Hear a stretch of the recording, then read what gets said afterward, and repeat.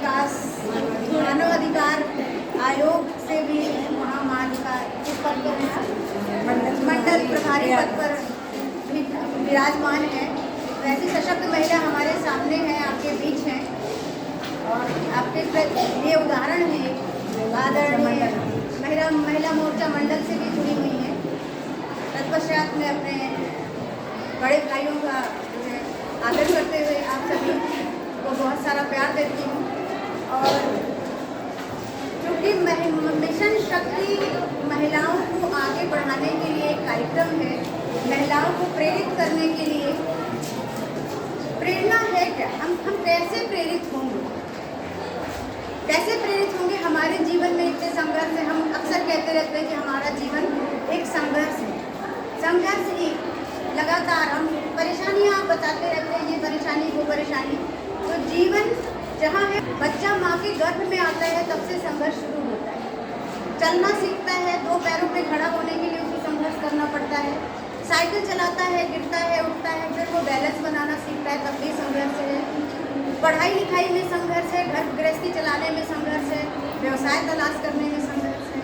तो संघर्ष से हमें डरना नहीं है, संघर्ष से हमें दोस्ती कर लेना है, तभी हम जीवन में सफल हो सकते हैं। ये घटना आपको बताती हूँ, सच्ची घटना है और बहुत ही प्रेरक है। अरुणिमा सिन्हा, आपने नाम शायद सुना हो। अरुणिमा सिन्हा एक वॉलीबॉल प्लेयर थी और ट्रेन में यात्रा कर रही थी। जॉब के सिलसिले में इंटरव्यू देने गई थी।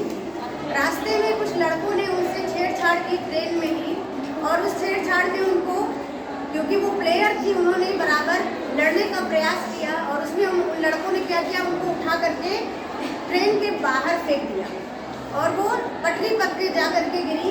दूसरी ट्रैक पर ट्रेन आ रही थी और दूसरी ट्रैक पर जो ट्रेन आ रही थी उससे उनका एक पैर कट गया। एक पैर कट गया, दूसरे पैर की हड्डी टूट गई, रीढ़ की हड्डी में प्रॉब्लम आई, वो वहाँ बेहोश पड़ी रही। जब कुछ देर बाद उनको होश आया, रात का समय था, तब उन्होंने मदद के लिए गुहार लगाई, कोई आसपास नहीं था। उन्होंने देखा कि उनका जो जीन्स है, जीन्स में उन्होंने देखा, अनुभव किया कि उनका घुटने से पैर अलग है, लटक रहा है। जो रेलवे ट्रैक के चूहे थे वो उनके घाव को कुरेद रहे थे और उनके शरीर में इतनी शक्ति नहीं थी कि वो हिल डुल सके, कोई भी शक्ति बिल्कुल बची नहीं। सुबह जब कुछ लोगों ने उनको देखा तो हॉस्पिटल पहुंचाया और उनका इलाज शुरू हुआ। एक काट दी गई घुटने से, एक पैर में रॉड पड़ा, उनके रीढ़ की हड्डी का भी ऑपरेशन हुआ। ठीक है, एम्स के डॉक्टरों तक ने कह दिया था कि 3 से 4 साल लग जाएंगे इनको आर्टिफिशियल पैर से चलने में, लेकिन उस लड़की ने हिम्मत नहीं हारी। सब लोग तुरंत कहने लगते हैं अब क्या होगा, लड़की जाती है, कैसे आगे बढ़ेगी, कैसे शादी होगी, नौकरी। उसने हिम्मत मन में ठाना कि मेरा जो पैर गया है वो मेरी कमजोरी नहीं बल्कि मेरी ताकत बनेगी और एक दिन मैं उस ऊंचाई पे पहुंचूंगी जहां पर पैर वाले भी नहीं पहुंच पाते। कुछ ही दिन में वो चलने लगी बिना सहारे और ठान लिया। कुछ लोग लंगड़ी लंगड़ी करके चिढ़ाते थे, ये सब चीज़ें उसको, उस आलोचना को उसने अपनी प्रेरणा बनाई और उन्होंने ठाना कि हम माउंट एवरेस्ट की चोटी फतह करेंगे। एक पैर से विकलांग लड़की, दूसरे में रॉड पड़ा हुआ है, माउंट एवरेस्ट फतह करना बहुत बड़ी बात है। इंद्री पाल जो माउंट एवरेस्ट विजेता रही है, उनसे जाकर के मिली वो, तो वो रोने लगी।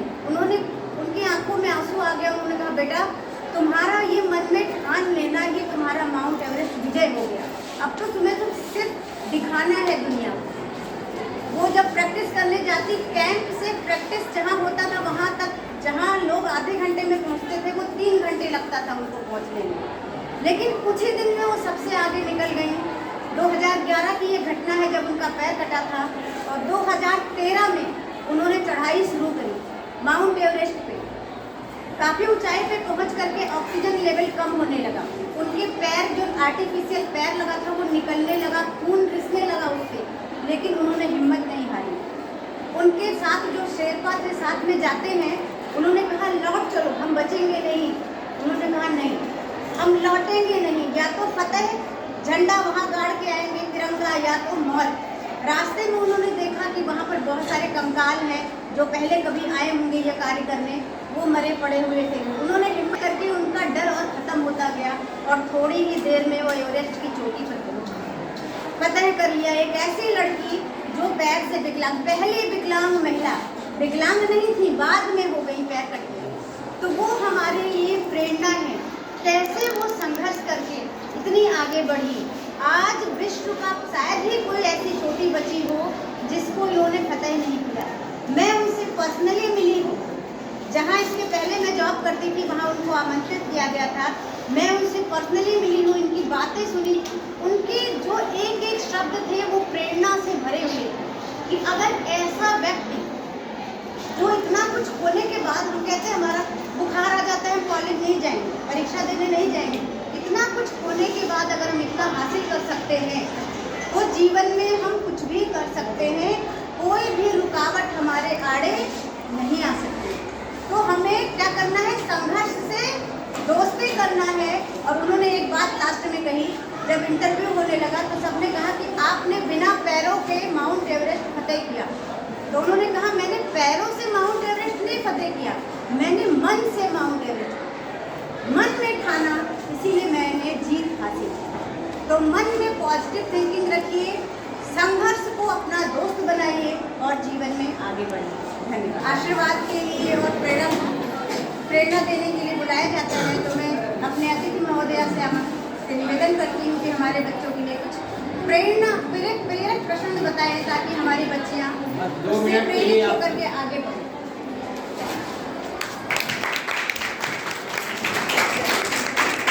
आप सभी का स्वागत और अभिनंदन है, और आप सभी का बहुत बहुत धन्यवाद जो हमें इस योग्य समझे और यहाँ पे आने के लिए हम अपना सौभाग्य ही समझेंगे। और सभी को प्रणाम और अभिनंदन। और हम इस समय मिशन शक्ति के कार्यक्रम में सम्मिलित हुए हैं, और मिशन शक्ति का मतलब ये होता है कि जो हम लोग मिल के जिस शक्ति को समझे, कोई एक योजना बनाते हैं, उसको मिशन कहते हैं ना। तो एक मिशन शक्ति के आधार पे बताया गया है कि कोई भी कार्य करते हैं तो एक लक्ष्य बना के करते हैं कि हमको ये करना है, तभी आगे बढ़ना है। हमको कोई भी अच्छी तैयारी कर रहे हैं, अगर हम एक बार फेल हो गए हैं तो दोबारा फिर तैयारी करेंगे, कभी भी हम हार नहीं मानेंगे। ये हमारा मिशन होना ही चाहिए। और कि आप एक लक्ष्य जरूर बनाएं कि हमको क्या करना है, एक निर्धारित लक्ष्य, ताकि अपने लक्ष्य से आप इधर उधर ना भटक पाएँ।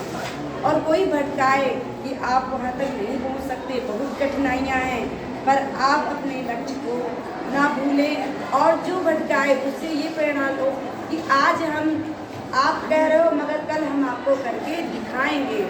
ये हमारा मिशन होना चाहिए। तो हम आप लोगों को यही बस चाहते हैं कि जो हमारी बहनें हैं, बेटियां हैं, कभी भी कोई चीज़ अगर सीखने के लिए आए तो पूरा मन लगा के सीखें, पढ़ें और कार्य करें। और जब भी अपने घर से निकलें, जिस कार्य हेतु निकलें, वो कार्य पूरा करने की पूरी कोशिश करें, और इधर उधर भटकने की कोशिश करें कि वहाँ से हमारा भटकाव ना हो। क्योंकि ये दुनिया हमारी बहुत चकाचौंध है, और बहुत ऐसे सारे ये आते हैं कि आगे हम जा रहे हैं, कोई कह दिया कि अरे आप बहुत दूर से आती हैं, आप पैदल चल रही हैं, चलिए हम आपको लिफ्ट दे देते हैं। ठीक एक दिन लिफ्ट दे दिया, फिर धीरे धीरे क्या होता है कि बेटियों को बहका दिया जाता है, और बच्चे अपने लक्ष्य से भटक के क्या होते हैं, दूसरे चक्कर में पड़ जाते हैं। तो आप सब बेटियों से यही निवेदन है कि आप अपने घर से निकलें और अपना सिर्फ पढ़ाई और अच्छे कार्यों में ध्यान रखें, और इधर उधर की बातों में ना आएँ। और महिला सशक्तिकरण भी चल रहा है कि जैसे माँ बाप कभी कभी क्या है, आपका मन लगता है पढ़ाई में, ठीक है, और माँ बाप की स्थिति ऐसी है कि वो करते आगे नहीं कर सकते, कहते भाई हमारी आर्थिक स्थिति अच्छी नहीं है। तो आप लोगों को ये होना चाहिए कि मम्मी हम अपनी कोचिंग करके आगे पढ़ाई करेंगे, अगर आप हिम्मत ना हारना, तो मम्मी हम अपना खुद का कार्य करेंगे और अपने से अपनी पढ़ाई चालू कर सकते हैं, मगर आप हमें आशीर्वाद दीजिए, प्रेरणा दीजिए कि हम आगे पढ़ें, आगे बढ़ें और अच्छे कार्य करते हुए आपका और अपने देश का नाम रोशन करते हुए सबका देश का नाम रोशन करें। इसी वाणी से आप सबका धन्यवाद।